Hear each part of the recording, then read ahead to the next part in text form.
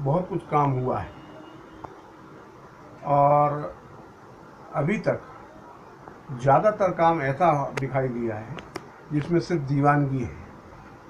बुंदेलखंड के प्रति दीवान है, हमारा बुंदेलखंड, हमारी बुंदेली क्यों, हमारी बुंदेलखंडी क्यों।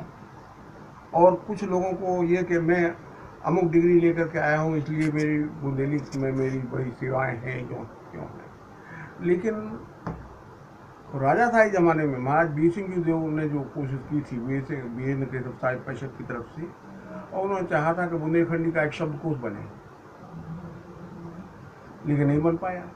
बड़े बड़े दिग्गज लगे रहे और जो बना तो राजा का काम जैसा होता है, लोग अपना अपना लेके चले गए। डॉक्टर कैलाश बिहारी द्विवेदी ने जब पीएचडी की तो वो भाषा विज्ञान से उन्होंने किया था, तो उन्होंने इस विषय को लिया कि बुंदेली शब्द संपदा को लिया जाए। और उनके सोचने का ढंग बड़ा वैज्ञानिक है कि बुंदेलखंड इतना बड़ा है, यमुना से लेकर नर्मदा तक, चंबल से लेकर टोंस तक, तो इसमें बुंदेलखंड के क्षेत्र के बाहर की तमाम बोलियों का प्रभाव आ गया है। दक्षिण में जाएंगे तो विदर्भ की बोलियों का प्रभाव आता है, इधर पश्चिम में जाएंगे तो इधर पश्चिम की मालवी वगैरह के इन भाषाओं का प्रभाव भी आता है, इधर ब्रज भाषा का प्रभाव आता है, उत्तर में भी कन्नौजी भाषा का प्रभाव आता है, पूर्व में भी पूर्वी अवधी और बघेली का प्रभाव आता है। तो उन्होंने बुंदेलखंड का केंद्र बिंदु माना ओरछा को, ओरछा राज्य की राजधानी टीकमगढ़ को, और वहाँ से उन्होंने 200 मील, उस समय मील चलते थे, मील को लेकर के एक घेरा बनाया अर्धव्यास लेकर के, और उस घेरे बुंदेलखंड के 200 मील के उस गोल घेरे में जो शब्द होंगे वो बाहरी प्रभाव से अछूते होंगे और बुंदेलखंड की पूरी बुंदेली का प्रभाव उनमें निहित होगा। इस वैज्ञानिक तरीके से उन्होंने शब्दों का संकलन स्वयं किया और उस शब्द संकलन के बाद में उन्होंने उस पर पीएचडी भी की और उनका वो विषय था। फिर उसको उन्होंने शब्दकोश बनाया, बृहद शब्दकोश, अकेले,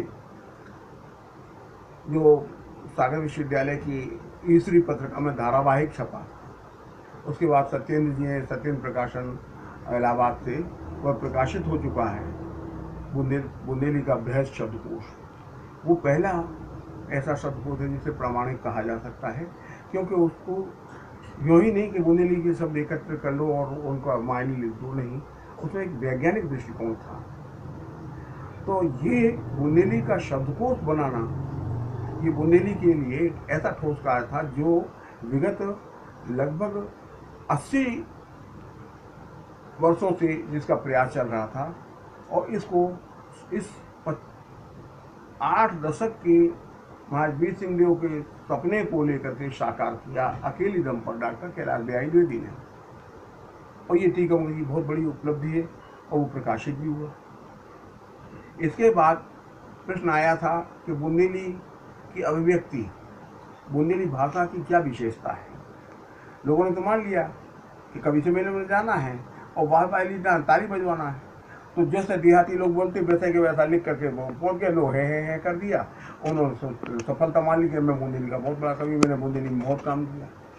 लेकिन बुंदेली को साहित्यिक स्वरूप देने के लिए ब्रज भाषा या मध्ययुगीन जितनी भाषाएं हैं बुंदेली की सहचरी, उनकी मुकाबले पर साहित्यिक दृष्टिकोण से तो बुंदेली उन अपनी सहचरी सभी आंचलिक बोलियों में एक तो सबसे प्राचीन है, उससे प्राचीन दूसरी भाषा नहीं है, और उसकी विशेषता ये है कि श्लेष में वो अभिव्यक्ति देती है, अभिव्यक्ति को वही गहराई से लेती है, और भाषा में भाषाई संस्कार, साहित्यिक संस्कार भी उसमें है।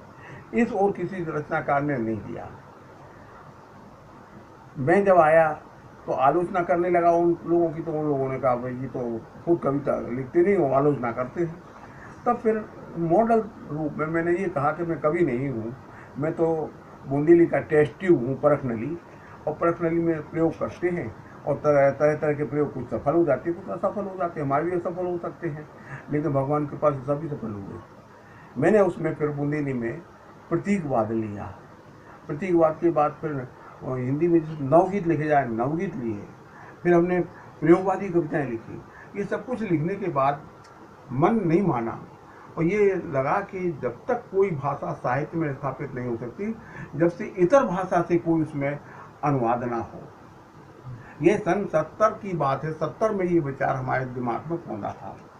तो ये सोचा कि इतर भाषा, दूसरे की अपनी बात अपनी बोली में तो हम कह सकते हैं, लेकिन दूसरे की बात अपनी बोली में ठीक जो कि त्यों कहना, ये थोड़ी कठिन बात, बहुत मुश्किल काम है ये। लोगों को क्या कह देते हैं साहब, आप तो ये तो फलाने ने लिख दिया, उसी को आपने उल्टा कर दिया, तो पिसे हुए आटे को पीस रहे हैं। ऐसा नहीं, ये बहुत कठिन काम था। तो इस चुनौती को लिया मैंने। और आज मैं संस्कृत का विद्वान तो नहीं था, इंटरमीडिएट तक संस्कृत मैंने पढ़ी थी, उसे कोई इतना अधिकार नहीं हो सकता कि मैं उस पर कविता लिखना शुरू कर दूं। लेकिन आचार्य दुर्गाचरण शुक्ल से मैं मिला और उन्होंने मुझे मेघदूत पढ़ाया। एक एक श्लोक नित्य वो पढ़ाते थे। और उस पढ़ने के बाद में मैंने उन श्लोकों को बुंदेली में बरवे छंद में अनुवाद किया। ये सन 70 से 80 के बीच में ये अनुवाद हुआ, 70 के दशक में। और उस समय तक बुंदेली के किसी रचनाकार के दिमाग में ये बात नहीं आई कि बुंदेली जैसी जो ग्रामीणों की भाषा मानी जाती है या जो लोक साहित्य की भाषा मानी जाती है, जो भाषा ही नहीं बल्कि बोली और बोली के रूप में स्वीकार की जाती है, इसमें क्लासिक यानी शास्त्रीय रचना का अनुवाद भी हो सकता है। सोच नहीं सकते थे। और मैंने उस चुनौती को लिया और कालिदास की अमर कृति मेघदूतम को मैंने अनुवाद किया। उसमें हमारे परिवार की कुछ परंपराएं थी। मेरे पितामह ने कई अनुवाद किए बंगला से, संस्कृत से। तो मैंने देखा कि सिर्फ शब्दों का शब्दार्थ लिख देना अनुवाद नहीं होता। मूल कवि अपनी बात क्या कह रहा है और जो बात वो कहना चाहता है, उस बात कहने के लिए उसके पास जो शब्द है, वही बात कहने के लिए हमारे पास जरूर नहीं कि हम उसी का पर्यायवाची शब्द लें या उसका अर्थ लें। हम उसके लिए दूसरा भी शब्द दे सकते हैं जो वही अभिव्यक्ति दे। तब हमने उसमें अनुवाद किया था। तो उसको अनुवाद को भेजा संस्कृत एकेडमी में। संस्कृत एकेडमी से वो कालिदास एकेडमी गया और बड़े बड़े विद्वानों ने उसको लेकर के सुना। तो प्रश्न आया कि क्या, कौन सा, कालिदास एकेडमी ने कहा कि कौन सा छापना है। अंग्रेजी के अनुवाद भी थे, उर्दू के भी थे, हिंदी के भी थे, कई अनुवाद आए थे, 8-10 पहुँचे थे। उनमें से एक अनुवाद छापना था। तो समिति ने बैठी, तो विद्वान लोग बैठे थे, बड़े बड़े विद्वान लोग।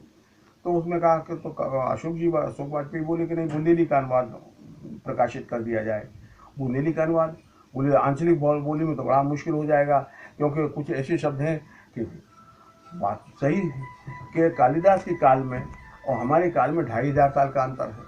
2500 साल में शब्दों ने अर्थ बदले हैं और हमारी मान्यताएं बदली हैं। उस युग में तो हम किसी भद्र महिला को पुकारने के लिए हे सुंदरी कह सकते हैं, आज हे सुंदरी कहें तो पिटने की नौबत आ जाए। तो इसलिए इस 2500 साल के अंतर को काटना और कालिदास को जो कहते हैं व्यक्त करना चुनौती भरा काम था। तो उसमें उन्होंने कहा कि ये एक श्लोक ऐसा मालवी का पढ़ा गया और जो है बहुत हालत ख़राब हो गई। तो वाजपेयी जी बोले वही श्लोक सुनाइए। उस श्लोक का भाव था कि गर्मियों में जब मेघ वहाँ पर पहुँचेगा तो गंभीरा नदी का जल स्तर नीचे आ जाएगा, बालू के ढेर ऊपर उठ जाएंगे और किनारे पर लचकीले बेत की शाखाएं लटक रही होंगी, इससे पानी खल खल खल खल जा रहा होगा। ऐसा प्रतीत हो रहा होगा जैसे किसी नायिका का चंचल नायक चंचल हाथों से वस्त्र स्खलन कर रहा हो और उसके नितंब उभरते चले आ रहे हैं। अब इसको बुंदेली में अनुवाद करना बड़ी टेढ़ी खीर था, लेकिन मैंने किया अनुवाद। जब अनुवाद किया तो उन्हें सब वही श्लोक सुनाइए, तो उसी श्लोक को लिया गया, उसी श्लोक के सभी अनुवाद पढ़े गए। उसमें हमारा अनुवाद पढ़ा गया कि मिले गंभीरा निर्मल दर्पण नीर, ताकि ये बसत तुम बन तस्वीर। अब उसमें जो बात आई कि तुम तन हीर कनकियन आंग उगार, सरक न पे हो करके जतन हजार, लक्ष्मण रेखा सी टूटे मर्जाद, अरे परसी थरिया कुछ और जन स्वाद। तो जो लिखा ज्ञाता स्वाद हो विवर्त जगनाम को व्याहतुम समर्था, जिसने काम का एक बार स्वाद चख लिया है वो कौन माई का लाल होगा जो जगन्य भाग खुला हुआ देख करके वहाँ विलंब ना जाए। तो हे मैं तुम्हें मेरे काम के लिए जाना है, रुक मत जाना वहाँ पर। तो इसका अनुवाद हुआ। तो इसके आधार पर ये इसको कालिदास अकेडमी ने सन 86 में प्रकाशित किया।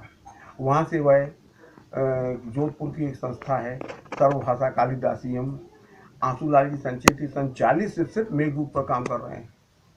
और मेघदूत पे उन्होंने लगभग 250 अनुवाद उन्होंने संकलित किए देश विदेश में जितने भी उनको मिल पाए। और उनमें से उनकी समिति ने बैठ कर के चयन किया और चयन करके जो 46 अनुवाद निकाले जो विश्व के श्रेष्ठ अनुवाद थे, उनमें हमारी बुंदेली अनुवाद को भी लिया। उनका पत्र आया कि ऐसी सी बात है, हम प्रकाशित करना चाहते, आप अनुमति दीजिए। मैंने अनुमति दे दी। अब उनका एक बृहद ग्रंथ छपा है जिसमें 46 भाषाओं के अनुवाद एक साथ है। वो कई खंडों में 3-4 खंडों में लिपि के अनुसार छापा गया है। और वो ग्रंथ समुद्र पार की देश की भाषाओं में गया और वहाँ पर गया तो बुंदेली को एक सम्मान मिला कि बुंदेली को साहित्यिक भाषा के रूप में स्वीकार किया गया। अंतर्राष्ट्रीय 20 देशों में समुद्र पार के देशों में गया। तो ये सन 70 के दशक में बुंदेली में मेघदूतम की अनुवाद का प्रकाशित होना और विश्व के अनेक देशों में उसका परचम लहराना, ये बहुत बड़ी उपलब्धि थी। तो बुंदेली शब्दकोश और दूसरा ये मेघदूत का अनुवाद, ये दो काम ऐसे हुए थे जो बुंदेलखंड के लिए ठोस कार्य थे। तीसरा काम एक और हुआ था कि बुंदेलखंड का इतिहास कहीं नहीं था। जो डॉक्टर के पी त्रिपाठी, माया काशी प्रसाद त्रिपाठी जी ने बुंदेलखंड का इतिहास ग्रंथ लिखा जो प्रामाणिक है। तो ये 3 ग्रंथ तो थे ही थे। अब आचार्य दुर्गाचरण शुक्ल जो कि संस्कृत के आचार्य हैं और विज्ञान गणित के व्याख्याता रहे, हिंदी के लेखक हैं, तो उन्होंने बुंदेली शब्दों का व्युत्पत्ति करना इस पर अध्ययन किया कि बुंदेली शब्द आए कहाँ से। तो बुंदेली शब्दों का व्युत्पत्ति उन्होंने की कि कहाँ से आए, कैसे इसका निर्माण हुआ और फिर इसका अर्थ क्या हुआ, अर्थ क्या था, अब क्या हो गया, इसका लोक व्यवहार में क्या इसका उपयोग है, किस तरह से इसका व्यवहार किया गया, लोक साहित्य में किस तरह से इस शब्द का उपयोग किया गया और आज के शिष्ट साहित्य में इसका किस तरह से उपयोग किया जा रहा है। तो एक एक शब्द पर उन्होंने 20-20 पंक्तियाँ कम से कम लिखी और उसकी व्युत्पत्ति मूलक जो उन्होंने कोश तैयार किया है, इसे महर्षि अगस्त संस्थान प्रकाशित करने जा रहा है, अभी इसी साल प्रकाशित होकर आ रहा है। तो ये बुंदेली का व्युत्पत्ति कोश तीसरी उपलब्धि थी। ये 3 उपलब्धियां ऐसी हैं कि बुंदेली पर काम हुआ तो बहुत है, लेकिन पूरे विगत 1 शताब्दी से अब तक इतना ठोस कार्य नहीं हुआ कि बुंदेली व्युत्पत्ति कोश तो भी हिंदी में भी नहीं है और अन्य आंचलिक भाषाओं की तो बात ही दूसरी है। बुंदेली में पहली आंचलिक भाषा है जिसमें पहला व्युत्पत्ति कोश इतना बृहद ग्रंथ तैयार हुआ और वो प्रकाशित हो रहा है। ये कितनी बड़ी चीज़ है। इसके विपरीत हम देखते हैं कि बाहर जाकर देखो तो हमने बुंदेली में यूँ किया, हमने बुंदेली में त्यों किया, केवल बातें करना, हमने क्यों किया, यूँ किया, केवल तुमने पैसे कमाए और अपना नाम कमाया, अपने नाम को हाईलाइट किया। बुंदेली का उसमें कुछ नहीं हुआ। बुंदेली का ठोस कार्य सिर्फ और सिर्फ टीकमगढ़ में हुआ और वो बृहत्तरी अगर मानी जाए तो आचार्य दुर्गाचरण शुक्ल का जो व्युत्पत्ति कोश है वह प्रथम श्रेणी पर आता, सबसे ऊपर। इतना बड़ा काम कभी ना हुआ इतिहास में और ना होने की